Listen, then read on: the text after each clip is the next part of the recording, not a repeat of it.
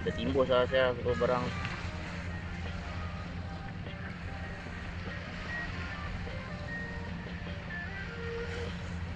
Oh shit.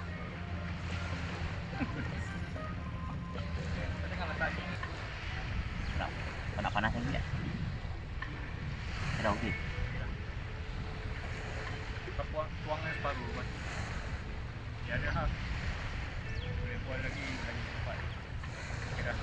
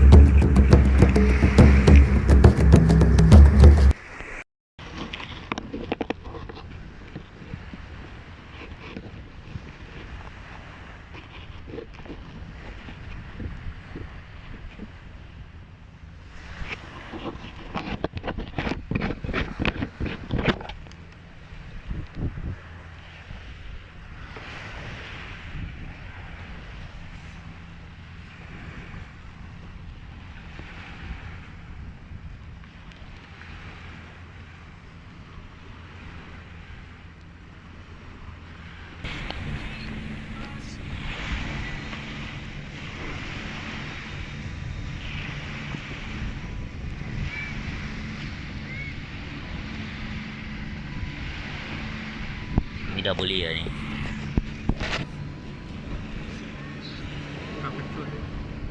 Panas.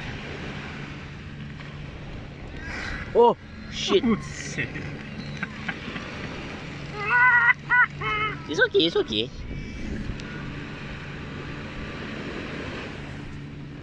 It's okay. Kita survival.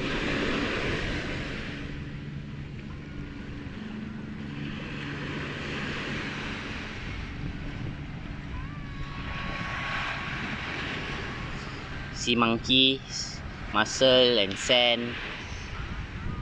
Let's go. So boleh bilas sikit lah. Dia nak makan baru nak bilas sikit. Tapi pasir dia rasa sedap. kan gaji. Tapi gigi boleh habis. Bilas sikit. Garik lah. Pasir lah saya. Okay lah, wet lah. Bismillah.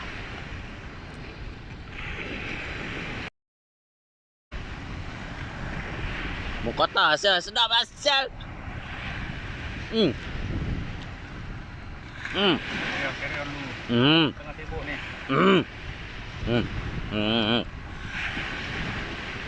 Kau tak nak yang this piece? Mukota. Tak makan. Oh, yummy. Crunchy. I like.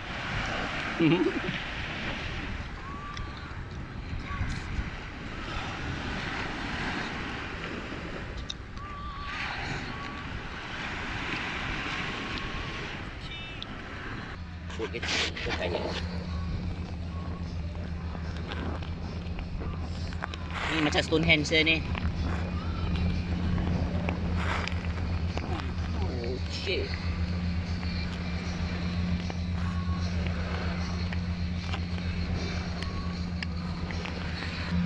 Bang 3 rasa. Macam rasa level.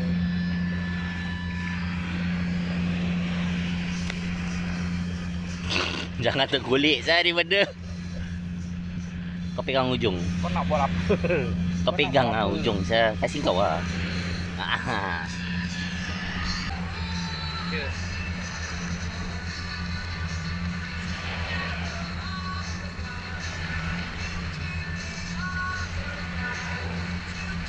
Banyak pasir. Rasa dia okey. Yeah. Saya Chef Andi. Could be easier but less fun. This is so difficult but super fun. The mussel soup looks like it's ready to go. Cecah sikit. Oh, mantap.